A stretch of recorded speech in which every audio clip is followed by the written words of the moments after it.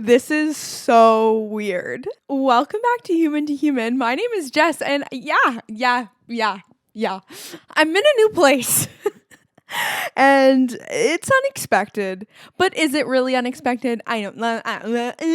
Let's get into it.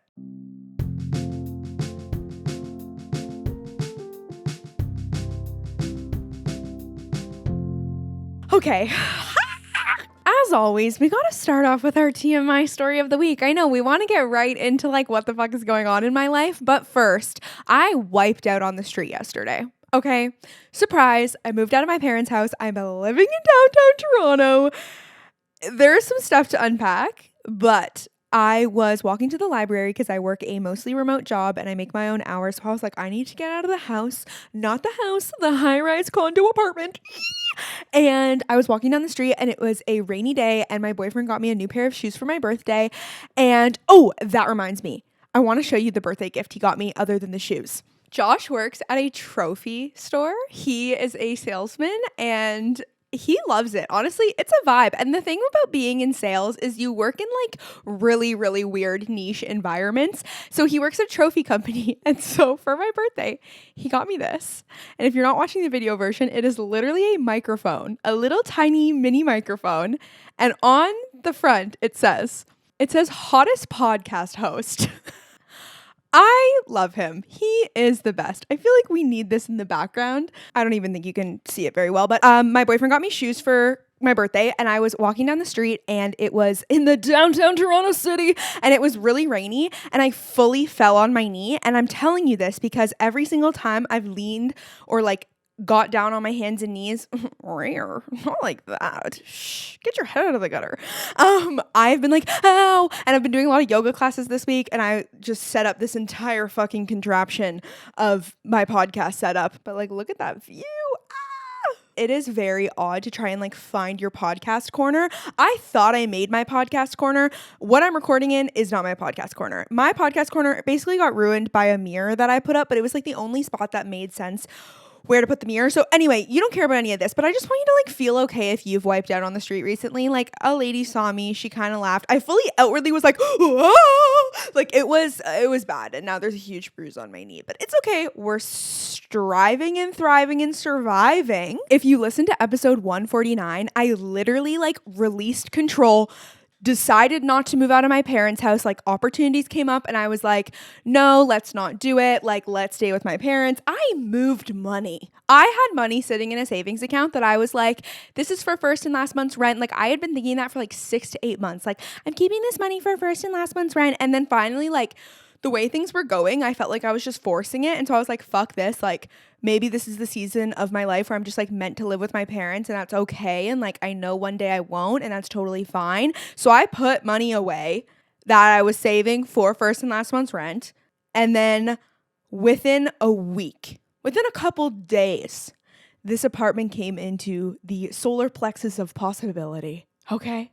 I am so hot right now. I need to open a door. My sliding door out of my bedroom, and hopefully the city noises aren't too loud, but this microphone is supposed to keep that shit out of range. So it's not a secret that I've been wanting to move out of my parents' house for a while. And if you know my history, I have moved out and moved back in with my parents 4 times. And this is my 3rd time trying to do the downtown Toronto living thing. And I have to say, I think it's the best round yet. Granted, I've been here for 2 weeks, but I've never felt so comfortable in an apartment right off the bat, which has felt really, really good. And I'm in such a different living situation. I have a roommate. We were childhood friends. We grew up together in the summers at the cottage, and then we didn't see each other for all of high school and university. Only once in a while we would see each other. And then we reconnected when she moved to Toronto about 1.5 years ago.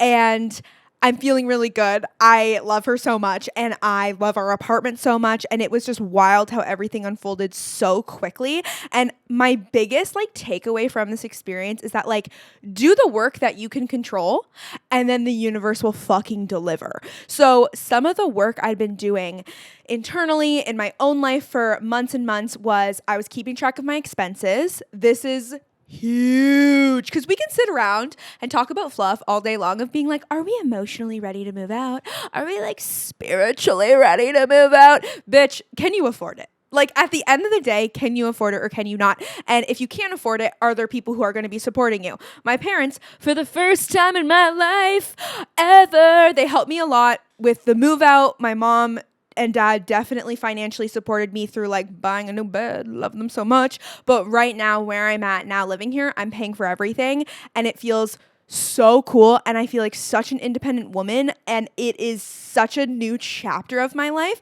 But I wouldn't be here being able to do this if I didn't keep track of my expenses and my income every single month for over 6 months. I've been doing this since July of 2023. It was something my boyfriend and I like randomly decided. We were like, let's keep track of our money. Like, let's figure this shit out.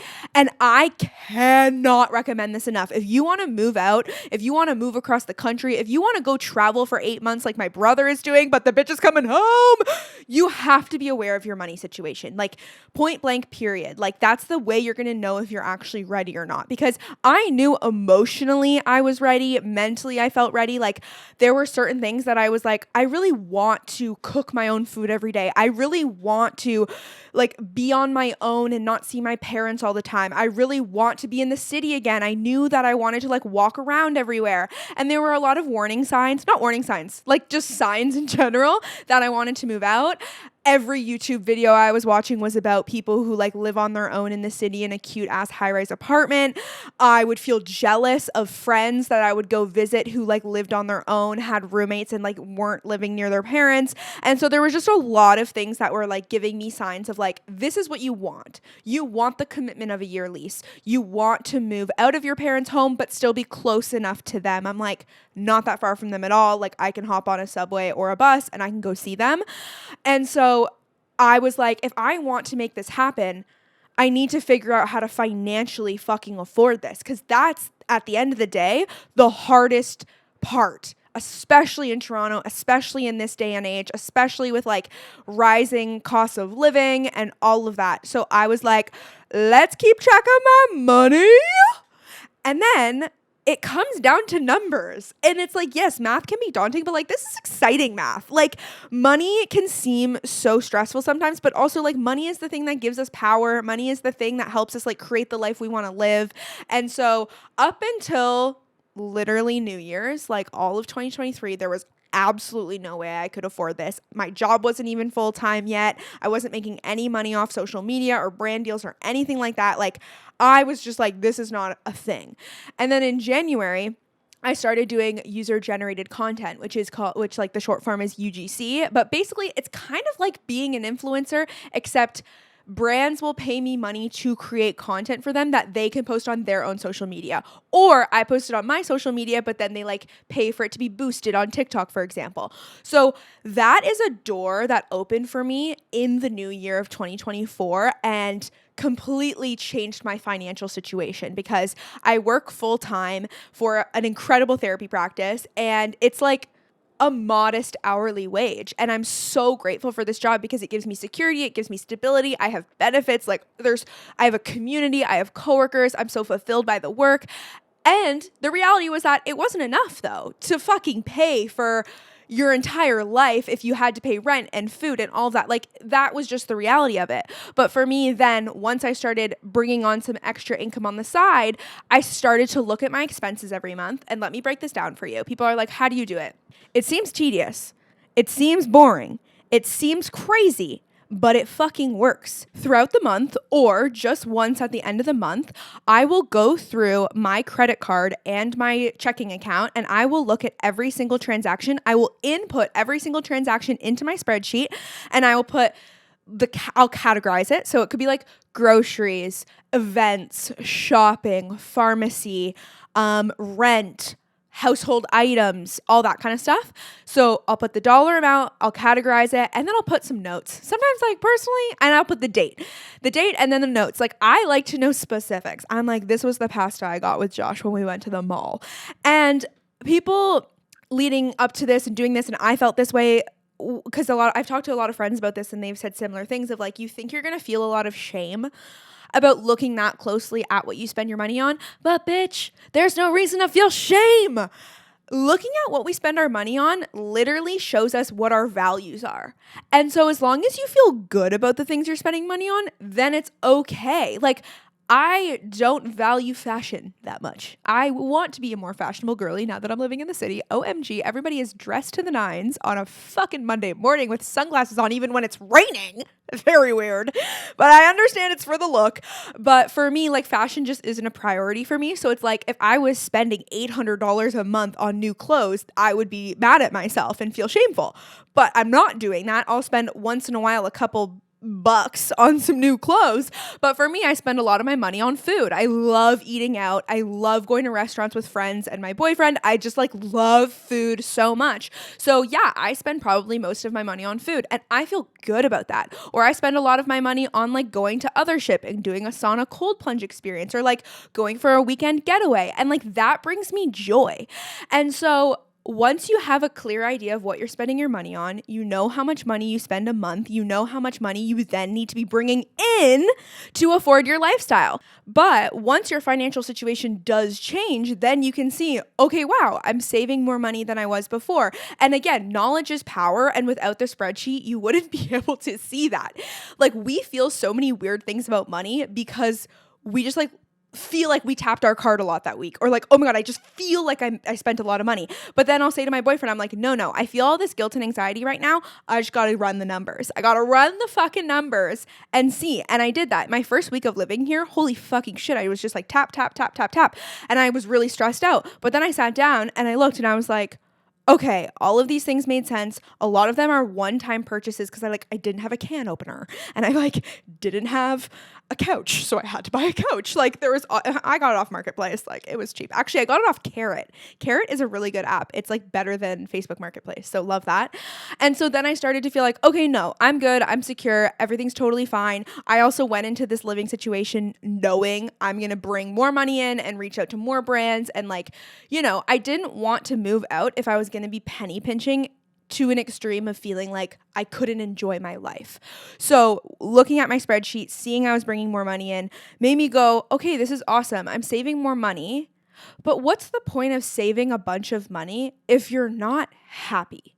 A lot of areas of my life I was extremely happy in, but I was not happy living at my parents. And it is so weird to sit here and talk about it like it's fucking past tense because it went from 0 to 100 real quick. Like at the beginning of March, I didn't think I was moving out. And then like by my birthday, I was on vacation being like, I'm about to move in a week. And I'm like not telling a lot of people, like I told my close people, but it's been so fun and cool and weird to like not share this on social media for the past couple weeks.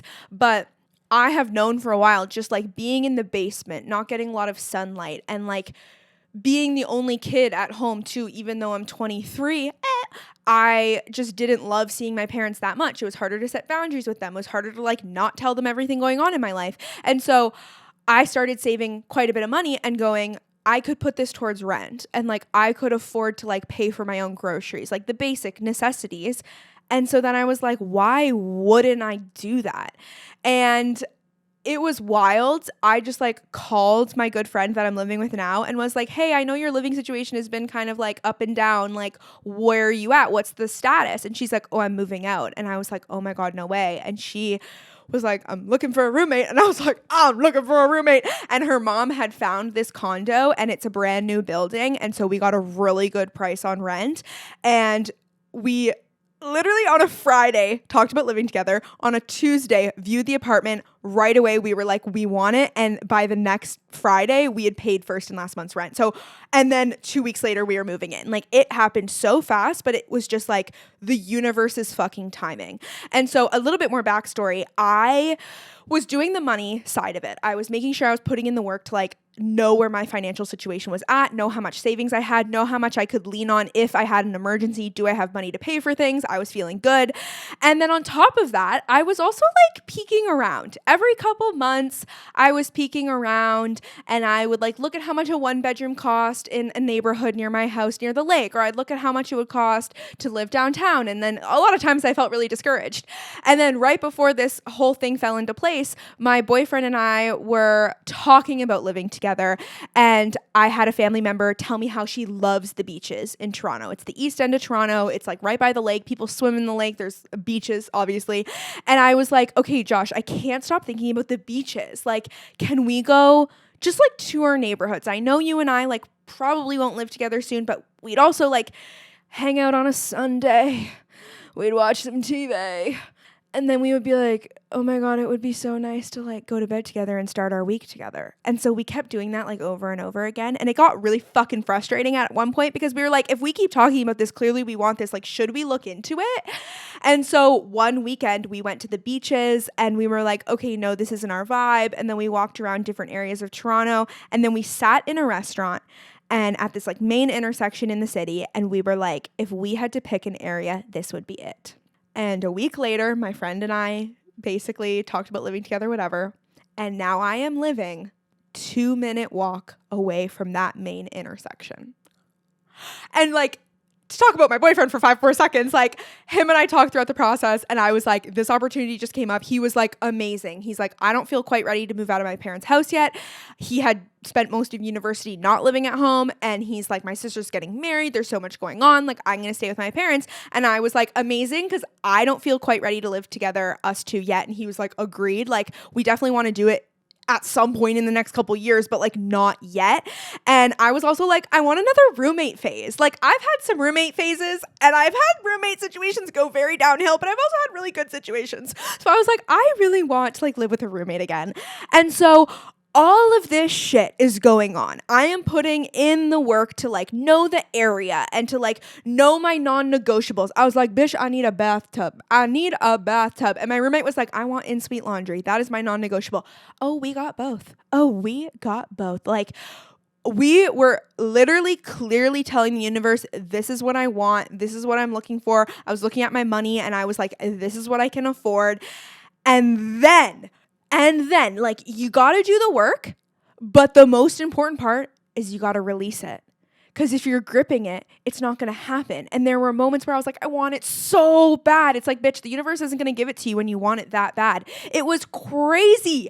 I moved money that was going to be my first and last month's rent into a TFSA, which is a tax-free savings account, which you have to call your bank to get them to take money back out of it. Like, the TFSA is kind of like I'm saving this to buy a house, I'm saving this for retirement kind of money. Like, it's up to you. But for me, like, I don't touch that money. I moved money into the savings account, and then literally 4 days later, everything slid into place and I had to move everything back. If that is not letting go, I don't know what the fuck is. And I'm so grateful. And I've just had so many moments where I'm sitting here and I'm like, I did it. Like, it happened. And when you keep dreaming of something and dreaming and wanting it so badly, I love imagining like a big long line of your life, or like a big long line of like the start of when you've been working on something versus like the destination you want to get to. I'll use the podcast. It's an easier example. I started the podcast in 2020. My dream is for obviously it to be big and amazing and to reach a lot of people and help a lot of people and to like make people laugh. And so I have no idea in this long line of when I started versus when I'm going to get to that space. I don't know where I'm at in the line because I don't know the destination. I could be like really close to the beginning, or I could be like 3 weeks away from it blowing up.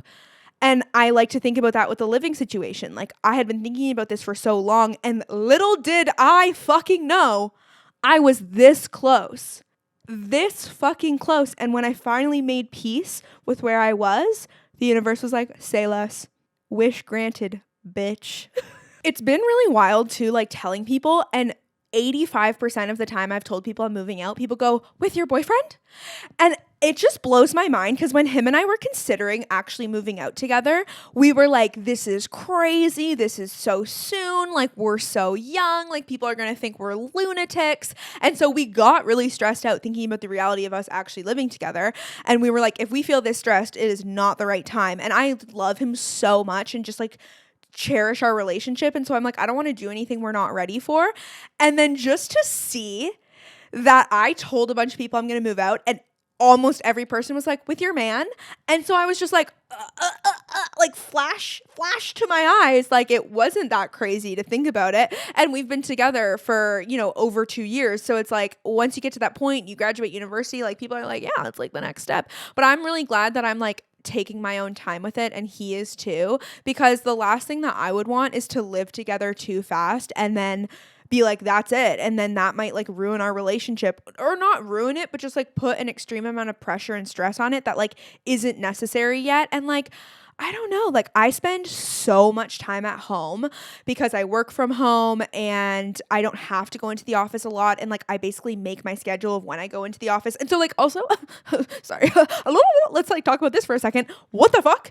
First of all, I'm so grateful, and that's so much privilege and obviously so much trust between the employer and myself to, you know, make sure like the hours I'm billing, I'm actually working for. But that's also like COVID vibes, like 2020 like changed everything. But I had this idea for a really long time that like there's no way I could have a stable job and a stable amount of income and do something I actually loved without it being we see it as the 9 to 5. You have to go into the office, you have to sit there for 8 hours and like count down till you get to leave. And I thought that's what my life would be, but it's like stability doesn't need to look like that one way. I have created stability for myself in a way I never expected, and I reached out to this therapy practice, and that's how I work for them. And so like I really, really challenge you, if you think your future has to look one way, absolutely fuck that shit. Like rewrite the fucking story, man.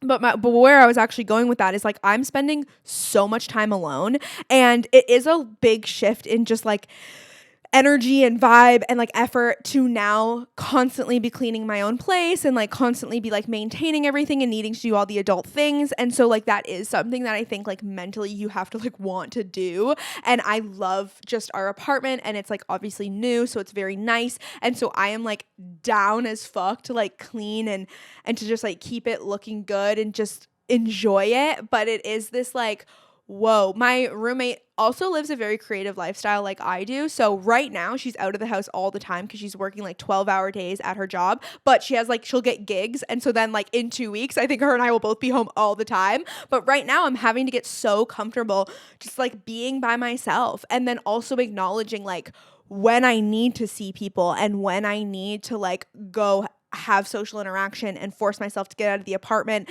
And luckily there's also a common workspace in the building, so I'm like leaving all the time to go do work there. But it is a complete shift in lifestyle, and I have to get comfortable being alone, but also asking for help and being like, okay, like, can you drive to me? Or like, can you give me a ride? Or like, I will meet you at this place. I was in such a bad mood yesterday and just like so cranky. And to be honest, I was hungover, and I am still like struggling with my relationship with alcohol, and just like, I don't know, I don't regret drinking, but like one of the biggest things I realized yesterday when I was talking to my boyfriend, because we went out to celebrate like his sister's birthday, but also like recently it was mine and his and like her fiance's, so it's like a lot of our birthdays, and we drank, and the next morning I felt like garbage, absolute garbage. And him and I called, and he was like, I literally feel like I poisoned my body, like I hate this. And I was like, I love you, and I love that you said that, because I feel the exact fucking same, and I give myself such a hard time. And then I had this big realization of like, oh, it's not me, alcohol is made to be addictive. Like I was sitting there berating myself, being like, why can't you just have 2 drinks and call it a night? Why do you always have to have 6? Like, blah, blah, blah, blah, blah. And then I was like, wait, Josh and I were like, hold the phone. Like, no, this is poison. Like, this is made to not, you know, easily stop. Like, you just want more and more and more. And so I am just like really trying to trust my body and my needs, and know that like when I feel like that, it's like, okay, it's not your fault. If you are struggling to stop having a drink, and it's like, this isn't like interfering with my entire life, but it is interfering with my happiness. And so I don't know, I just feel like I've been like really transparent about my alcohol journey on the podcast for the past like year. So I just want to like keep it real, and I struggle with like going to the extreme of saying I'm never going to drink again, but at the same time, I can't keep romanticizing, oh, I'll just have 3 or I'll just have 1, because quickly it ends up being more than 1. So anyway, I was having a really bad day because of that. And then I did have plans to see a friend. So I hung out with the friend in the evening, and then I was like, oh my God, I feel 10 times fucking better, because I just needed to be around a human and talk and just like get out of my own head. And it's human connection is so important. Obviously, that's why I called this podcast Human to Human. And I don't know if I have anything else to say, but if you have questions about moving out of your parents' house or just like moving into a new space, I'm definitely learning a lot through this process.